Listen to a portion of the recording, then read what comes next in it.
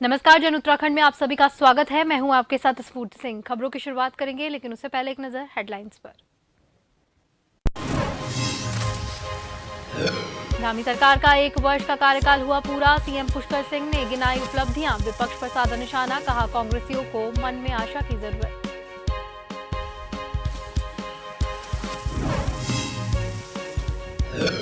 हरिद्वार जिला कारागार में मनाया गया जेल दिवस। कैबिनेट मंत्री रेखा आर्य ने की कार्यक्रम में शिरकत। कैदियों की क्रिकेट प्रतियोगिता का किया शुभारंभ, बल्ले पर आजमाए हाथ।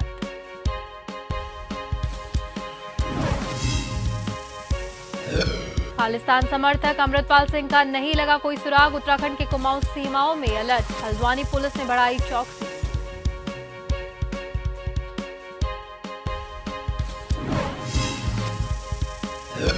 सितारगंज की पूर्णागिरी में बड़ा हादसा, अनियंत्रित होकर बस ने तीर्थयात्रियों को कुचला। 5 की मौत, 7 गंभीर रूप से घायल।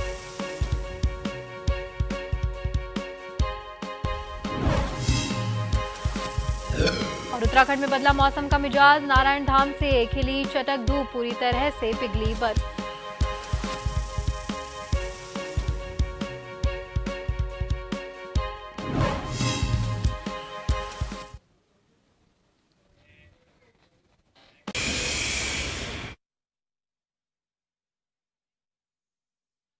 अपनी 1 साल के कार्यकाल का जश्न मना रही है। पूर्व मुख्यमंत्री हरीश रावत ने इस पर कटाक्ष किया है। उन्होंने कहा है कि सरकार के पास बताने के लिए कुछ नहीं है, हर जगह गड्ढे ही गड्ढे हैं।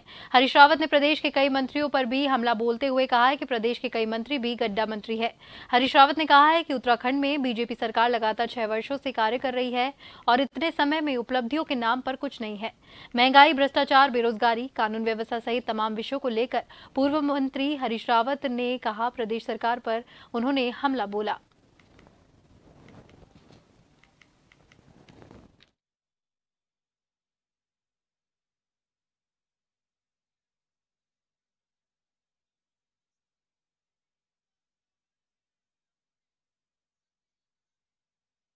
की मजबूती की बात कही। कुछ बताने को है ही नहीं सरकार के पास, बताने को केवल गड्ढे हैं और कोई इलाका ऐसा नहीं है जहां सड़कों में गड्ढे नहीं हैं। कई जगह तो फुट भर के गड्ढे हैं। जो है क्या ऐसी स्थिति के अंदर जब गड्ढे ही गड्ढे हों तो सरकार में कई गड्ढे हैं और इनके कई मंत्री जो है गड्ढा मंत्री हैं अपने अपने विभागों के अंदर। तो बताने के लिए क्या है इनके पास? कुछ नहीं है। मुख्यमंत्री नए हैं, अब अभी हम बहुत पोस्टमार्टम नहीं करना चाहते। हम चाहते हैं एक साथ कुछ शायद अच्छा करें है? लेकिन सत्यता यह है कि सरकार तो निरंतर चलने वाली प्रक्रिया है और पिछले 6 साल इनकी सरकार को पूरे हो गए हैं। तो इसमें केवल इस राज्य को गड्ढे मिले हैं, बेरोजगारी मिली है, महंगाई मिली है, महिला उत्पीड़न मिला है। जनपद उत्तरकाशी में राज्य सरकार के 1 वर्ष पूर्ण होने के अवसर पर रंगारंग कार्यक्रम का आयोजन किया गया। इस मौके पर राज्यसभा सांसद नरेश बंसल ने कार्यक्रम में प्रतिभाग किया। उन्होंने दीप प्रज्वलित करके कार्यक्रम का शुभारंभ किया। साथ ही जनसेवा थीम के तहत उन्होंने चिकित्सा शिविर और बहुउद्देशीय शिविर का अवलोकन किया।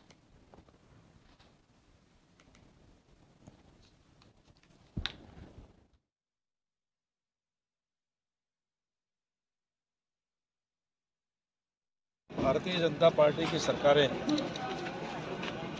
समय समय पर अपना लेखा जोखा लेकर पब्लिक के बीच में जाती हैं। उसी क्रम में आज भी सरकार का 1 वर्ष पूरा हुआ है उत्तराखंड में।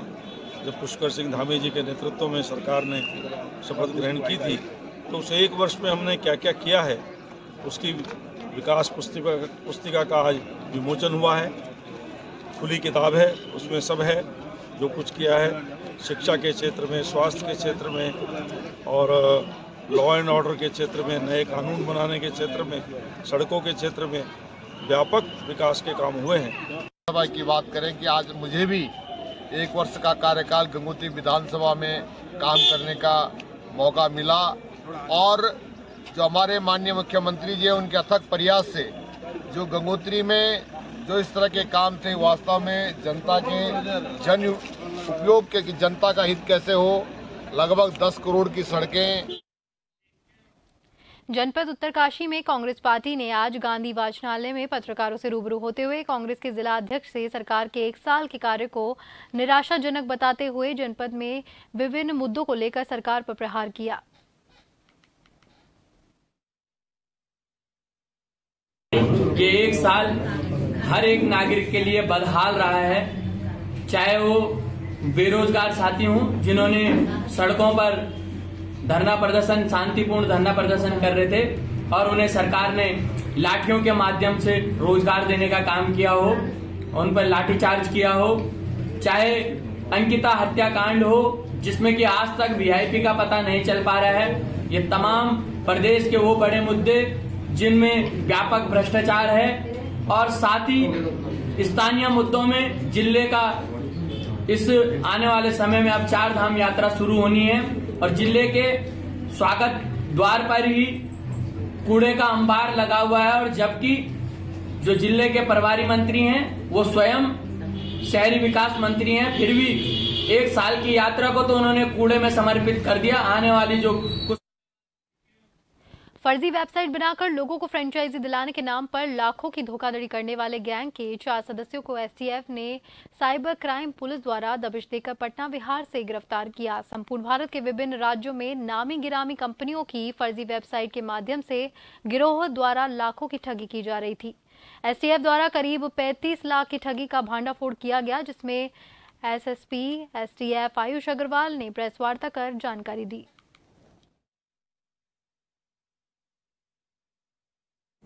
मोबाइल फ़ोन और सिम रिकवर किए गए हैं।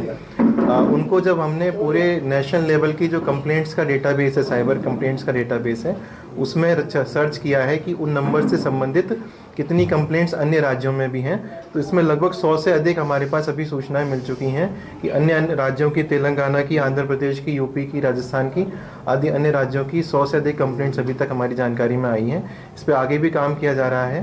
तो एक बहुत बड़ा गिरोह है जो कि पूरे नेशनल लेवल पर ऑपरेट कर रहा था। सैकड़ों लोगों को इन्होंने जो धोखाधड़ी उनके साथ में की है और जैसे कि हमारे केस में 35 लाख की ठगी हुई है, तो काफ़ी करोड़ों के अमाउंट में इन्होंने ठगी अभी तक की हुई है।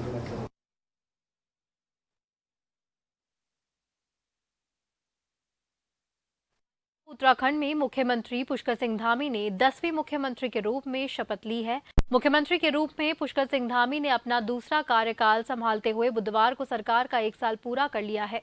इस 1 साल में धामी सरकार ने जो उपलब्धियां हासिल की है उसको लेकर सरकार ने 1 साल नई मिसाल के रूप में 1 साल का जश्न मनाया। इस कार्यक्रम में मुख्यमंत्री पुष्कर सिंह धामी ने अपने 1 साल के कार्यकाल के भीतर लिए गए सरकार के फैसलों को ऐतिहासिक बताते हुए कहा कि प्रदेश सरकार उत्तराखंड के अंतिम व्यक्ति तक अपनी योजनाओं का लाभ पहुंचाने के लिए संकल्पबद्ध है और इसी दिशा में काम कर रही है।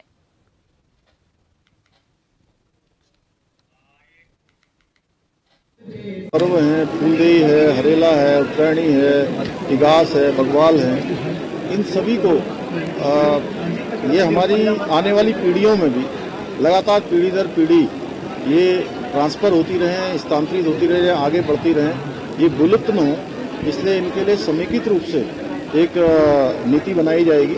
इन त्योहारों को हर्षोल्लास के साथ मनाया जाए और नई पीढ़ी लगातार इसका स्मरण करते रहे, हमारी संस्कृति लगातार उसका संरक्षण और संवर्धन है। ये पर्यटन का क्षेत्र हमारे लिए बहुत बड़ा गेम चेंजर होने वाला है, इसलिए हमने इसमें 100% सब्सिडी का प्रावधान किया है और सभी जो होने वाले काम हैं, हमारे सभी विभाग हैं, उनको एक सरलीकरण की प्रक्रिया को अपनाना है। ये सरलीकरण प्रक्रिया का ही जो है एक पार्ट है जो हमने पर्यटन नीति के रूप में हम लाए हैं।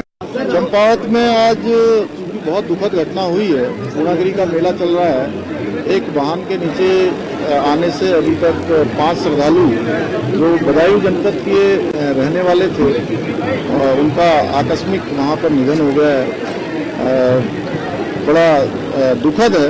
मैंने स्वयं जिलाधिकारी से बात की है और हमारी वहाँ की प्रभारी मंत्री रेखा आर्या वही हैं, वो उनके बीच में जाकर सभी व्यवस्थाएं जो उनके घरों तक जाने के लिए और अन्य व्यवस्थाएं कर रही हैं। हम राज्य सरकार की तरफ से, अपनी तरफ से उन मृतक परिजनों के साथ हैं, हर प्रकार से उनकी सहायता के लिए तैयार हैं। दुखद घटना है।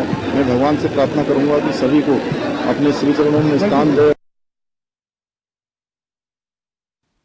धामी सरकार के कार्यकाल का हुआ 1 साल पूरा। सूचना एवं लोक संपर्क विभाग द्वारा प्रकाशित पुस्तिका का मुख्यमंत्री द्वारा विमोचन 1 साल नई मिसाल के नाम से प्रकाशित की गई। पुस्तिका देहरादून में मुख्यमंत्री पुष्कर सिंह धामी द्वारा पुस्तिका का विमोचन हुआ। सूचना एवं लोक संपर्क विभाग के द्वारा आयोजित कार्यक्रम सरकार के 1 साल की उपलब्धियों पर प्रकाशित की गई पुस्तिका। महानिदेशक सूचना बंशीधर तिवारी भी कार्यक्रम में मौजूद। निदेशक आशीष त्रिपाठी भी कार्यक्रम में शामिल। धामी सरकार के कार्यकाल को हुए 1 साल पूरा।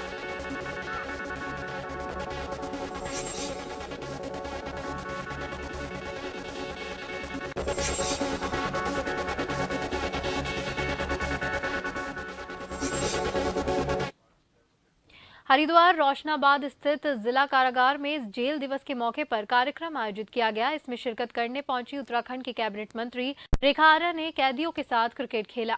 दरअसल जेल दिवस के मौके पर रोशनाबाद जेल में कई सांस्कृतिक कार्यक्रम रखे गए थे। इस मौके पर जेल कारागार में ही मैदान में कैदियों के बीच खेले गए क्रिकेट मैच का कैबिनेट मंत्री रेखा आर्या ने उद्घाटन किया। इस मौके पर उन्होंने अपने बल्ले से कई शॉट्स लगाए। वहीं महिला कैदियों द्वारा रेखा आर्या को विभिन्न समस्याओं को लेकर ज्ञापन दिया गया। इसके बाद मंत्री आर्या ने महिला कैदियों को जल्द उनकी समस्याओं का निदान करने का आश्वासन भी दिया।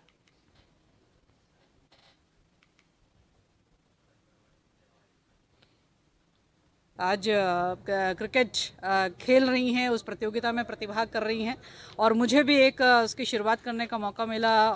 निश्चित रूप से बहुत सुखद अनुभव है और खेल तो निश्चित रूप से हिस्सा होना चाहिए, उसमें कोई बहुत पैसा खर्च भी नहीं होता।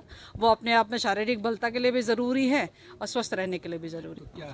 देखिए, महिला कैदियों ने अपनी बातें जो यहाँ पर रखी है, वैसे तो जो यहाँ के अधीक्षक हैं उन्होंने सारा विषय रख दिया था। थोड़ा सा एक सामाजिक कार्यकर्ती है, उन्होंने कहा कि जल्दी से जल्दी उनकी हियरिंग जो है वो होया करे। निश्चित रूप से वो सब हमारे हाथ में नहीं, लेकिन कोर्ट से हम लोग रिक्वेस्ट कर सकते। 4 सालों के इंतजार के बाद उत्तराखंड में द्रोणाचार्य और खेल रत्न पुरस्कारों के नामों की सूची जारी की गई। उत्तराखंड द्रोणाचार्य पुरस्कार, उत्तराखंड खेल रत्न पुरस्कार, लाइफ टाइम अचीवमेंट अवार्ड और 2021-22 में खेल प्रतियोगिता में पदक पाने वाले खिलाड़ियों को किया जाएगा सम्मानित। पदक पाने वाले 168 खिलाड़ियों को उनके 42 प्रशिक्षकों को पुरस्कार स्वरूप 2 करोड़ 8 लाख की धनराशि की जाएगी वितरित।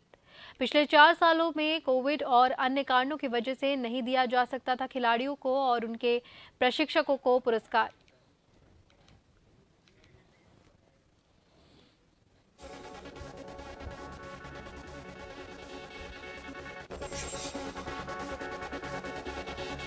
खालिस्तान समर्थक अमृतपाल सिंह को पंजाब पुलिस अब तक गिरफ्तार नहीं कर पाई है। उसे पकड़ने के लिए पुलिस ने 15 दिन पहले ही प्लान तैयार किया था। इसके बावजूद पुलिस उसे पकड़ने में नाकामयाब साबित रही। इस बीच अमृतपाल और उसके समर्थकों की तलाश में उत्तराखंड पुलिस ने भारत नेपाल सीमा पर तलाशी अभियान तेज कर दिया है।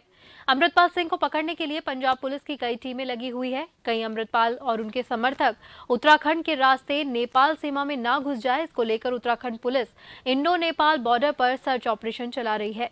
पुलिस द्वारा गुरुद्वारों, होटलों और भारत नेपाल सीमा पर इलाकों में अभियान चलाया गया।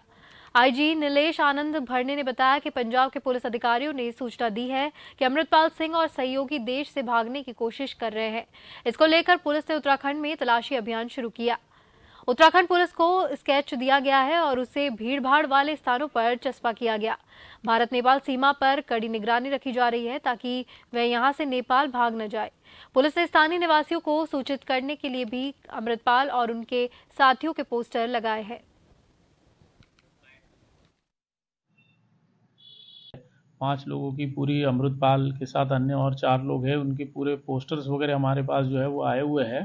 तो हमने उसके पूरे पोस्टर्स जो है वो print out, colour print out भी जो है, बॉर्डर्स जो हमारी लगी हुई है, नेपाल से लगी हुई और उत्तर प्रदेश से लगी हुई जो सीमाएं हैं, वहाँ पर पूरे पोस्टर्स बांटे हुए और सघन जो है वो चेकिंग पुलिस वहाँ कर रही है और पुलिस पूरी तरह अलर्ट है। इसमें हम लोग ने जो हमारे जो ऐसे संवेदनशील एरिया है वहाँ कुछ बैठकें भी किया है, लोगों को भी सचेत किया है इस बारे में कि इस बारे में कुछ भी किसी को जानकारी हो तो पुलिस से शेयर करें। खबरों का सिलसिला यूं ही जारी रहेगा। फिलहाल वक्त हो गया है एक ब्रेक का।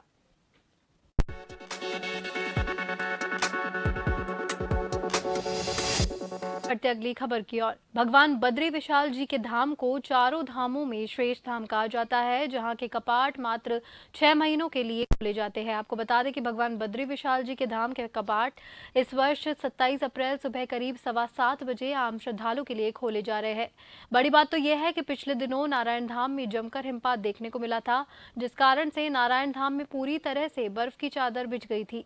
आपको बता दें कि अचानक मौसम सुहाना हुआ और भगवान बद्री विशाल जी के मंदिर में अचानक बर्फ पूरी तरह से पिघल गई।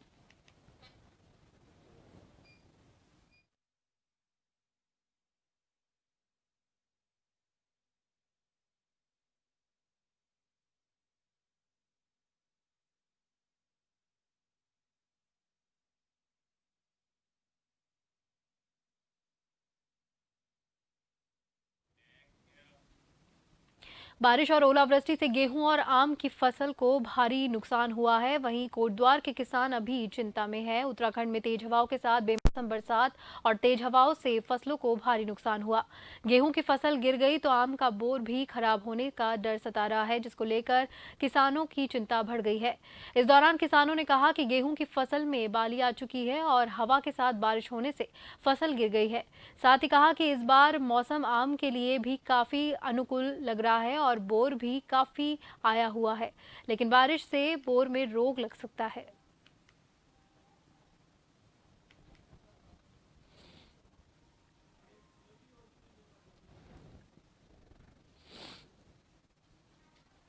नुकसान हुआ आम की फसल को। बाकी और फसलों पे भी है, जो फ्लावरिंग है, जो पकी हुई फसल है, उसमें ज़्यादा नुकसान है। वो फसल काली पड़ रही है। अगर 1 महीने पहले होती है, 1.5 महीने पहले होती है तो इसका और फायदा मिलता। कीट पतंग पर नप गए थे, उससे कीट पतंग भी सुंडी भी हुई है। और बाकी जो धनिया की फसल जो तैयार है वो काली हो गई है। गेहूं की फसल नीचे जमीन में चिपक गई है, लिट गई है पानी बढ़ने से। तो बारिश बाद में मतलब पहले होनी चाहिए थी, ये अब हुई है, उससे फसलों को तो बहुत नुकसान हुआ ही है। उससे ज़्यादा तो हम किसानों को बहुत फ़र्क पड़ा है। इससे हो सकता है गेहूं ज़्यादा महंगे हो जाएं या फिर गेहूं में दाना ना बने। इससे बहुत ज़्यादा बहुत ज़्यादा फ़र्क है। इफेक्ट तो बहुत ही पड़ेगा ना। अब देखते हैं आने वाली फसल कैसी होती है। अब इसका तो अंदाजा एक्चुअली में ना 2-3 दिन की बारिश हुई है, 3-4 दिन की। लेकिन जो आने वाला इफेक्ट, आने वाला अब जो सनसाइन होगा, उसमें पता लगेगा कि क्या किस तरह से मतलब सनसाइन अगर ब्रॉड होता है, अच्छा सही होता है, तो शायद रिकवर भी हो जाए। सितारगंज के पूर्णागिरि धाम मेला क्षेत्र में नवरात्र के दूसरे दिन दुखद हादसा हो गया है। दरअसल यहां मेला क्षेत्र में स्थापित बस स्टैंड पर ही मेले में सवारी ढोने वाली यात्रा बस अनियंत्रित होकर तीर्थयात्रियों को कुचल दिया। घटना के 3 तीर्थ यात्रियों की मौके पर ही मौत हो गई। वहीं 2 तीर्थयात्रियों की इलाज के दौरान मौत हो गई, जिसके बाद मरने वालों की संख्या कुल 5 हो गई। वहीं घटना में 7 मेला यात्री गंभीर रूप से घायल है। घायल यात्री को उपचार के लिए चकनपुर उपजिला अस्पताल में पहुंचाया गया, जहां 2 घायल यात्रियों को अनियंत्रित रेफर कर दिया है। जहां पर घटना में 2 बच्चे के घायल होने की भी खबर सामने आ रही है। हादसे का शिकार हुए यात्री उत्तर प्रदेश के बहराइच और बदायूं के रहने वाले बताए जा रहे हैं। वहीं मुख्यमंत्री पुष्कर सिंह धामी ने घटना पर रोष व्यक्त करते हुए घटना के शिकार हुए तीर्थयात्रियों को हर संभव मदद दिए जाने के निर्देश जारी किए।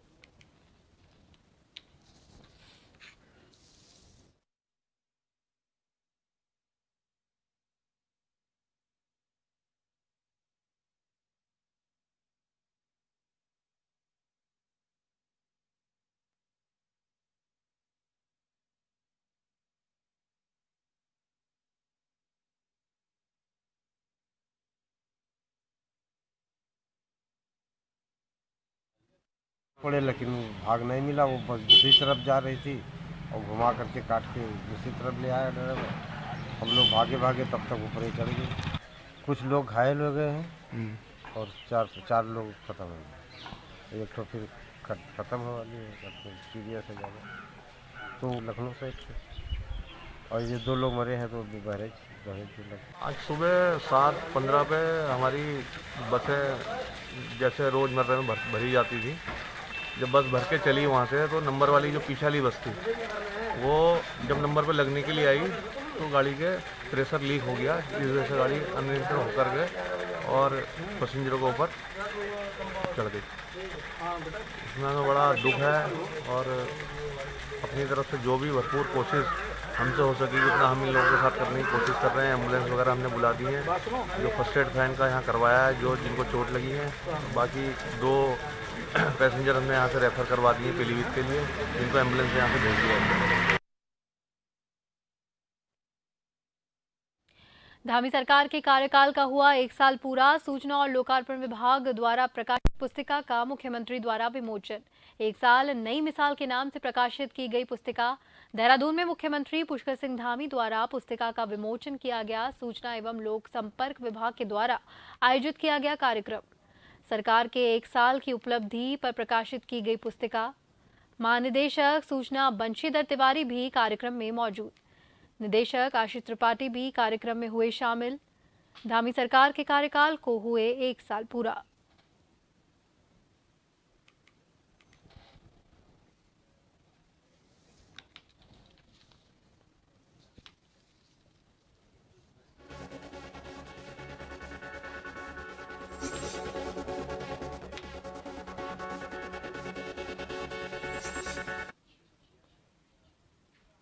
और आखिर में एक नजर हेडलाइंस पर।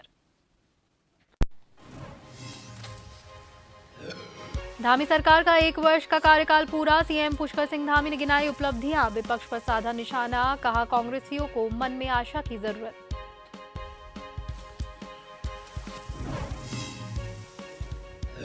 हरिद्वार जिला कारागार में मनाया गया जेल दिवस। कैबिनेट मंत्री रेखा आर्या ने की कार्यक्रम में शिरकत। कैदियों की क्रिकेट प्रतियोगिता का किया शुभारंभ। बल्ले पर आजमाए हाथ।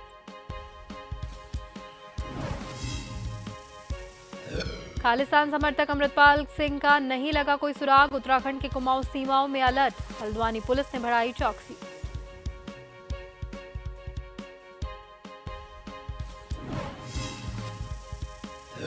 सितारगंज के पूर्णागिरी में बड़ा हादसा।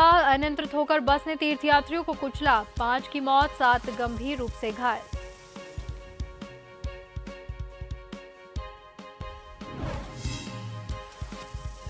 और उत्तराखंड में बदला मौसम का मिजाज। नारायण धाम में खिली चटक धूप। पूरी तरह से पिघली बर्फ।